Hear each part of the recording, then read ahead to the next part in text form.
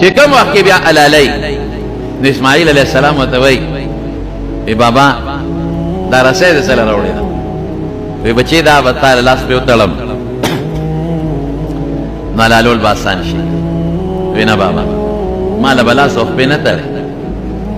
د اسمان فرشتې به وایي چې دا په زور یې تړلې دی او په زور تې څه وباسي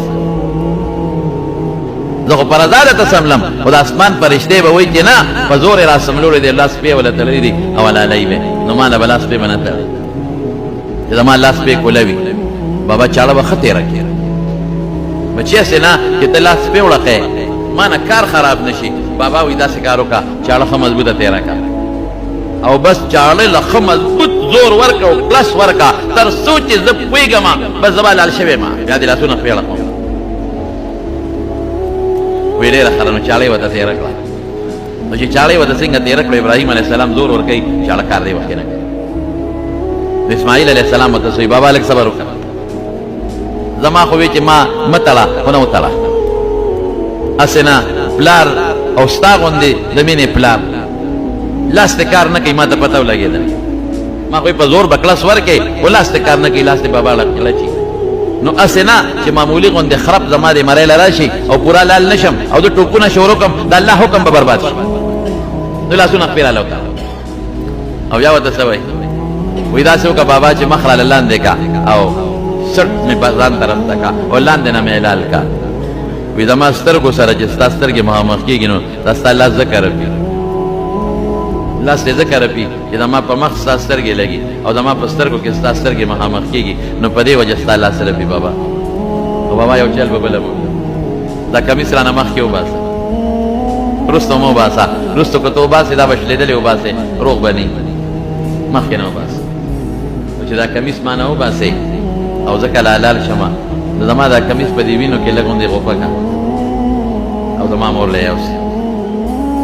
او د ټولو نه مخکې به زما مور باندې زما سلام ووایم حضرت هاجرې باندې دقه یو بچی څو نړۍ ورسره ستړې شوې اسانه خبره نه ده په مکه مکرمه کې په دشت و بیامان کې ماشوم لوی کړی نه ډوډۍ وه نه اوبه وې اوبه خلاصې شوې دي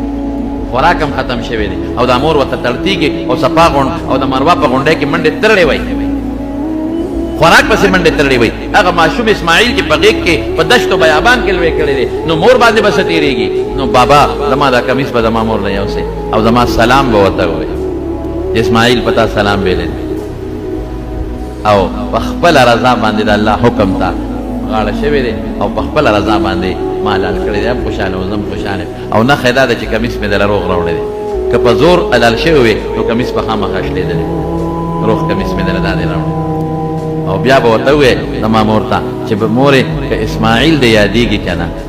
نو دا کمیس دی د اسماعیل او په هغې د اسماعیل وینه پرته ده دا راله او دا بویامه نو د اسماعیل ارمان رجوه الله ډېر ګران کار دی زما مونږ ګډ نه شو حلالو مونږ وی نه شو حلالو په کور کې په پنځو شپږو کسانو قرباني واجبي یو حلال یو پلار حلال ښه مالداري وسې کېږي او چې ته ګوټ څاروي وګوري او بېکاره څاروي وګوري په هغې باندې چاړه راکاږي او خپله غاړه پرې خلاصه کړي دې ته ایمان کوي اسماعیل علیه السلام چاړه راواغېشته او بیا یې تېره کړله او راکاږي چاړه کار نه کوي زور هم ورکوي بیا چاړه کار نه کوي اخره کې چاړه اوچته کړه او د ځمکې له یې راوبروله چاړه ورته وایي چې ده د رب جلیل منم خلیله که ستا ومنم خلیل ومنم که د جلیل ومنم د الله ومنم